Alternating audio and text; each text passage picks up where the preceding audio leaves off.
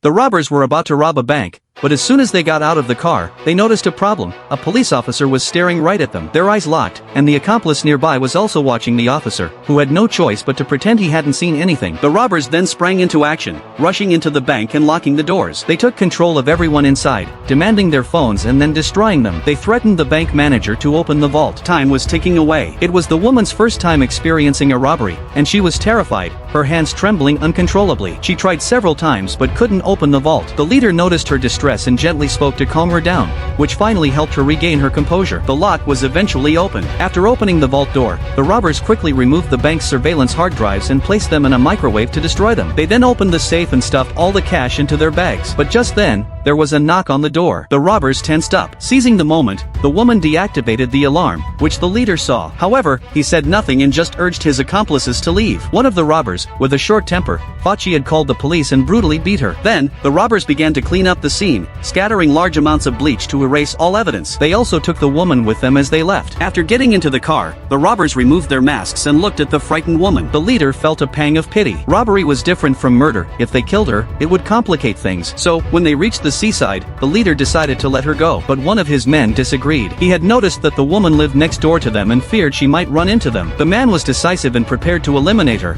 but the leader stopped him and decided to test her instead. He followed her and staged a chance encounter. They had a pleasant conversation, and the leader fell for her. She was also drawn to him. The two began dating. The woman told the leader that during the bank robbery, she had seen the robbers' tattoos but hadn't reported them to the police for fear of retaliation. She had no idea that the man she was dating was the leader of the robbers. When they got home, they had a big argument. The accomplice exploded, insisting that their actions would lead the robbers to prison. The leader, however, was convinced that they wouldn't be exposed and that he could handle the situation. Seeing the leader blinded by his feelings, the accomplice had no choice but to go along with the plan, as they were about to launch another robbery.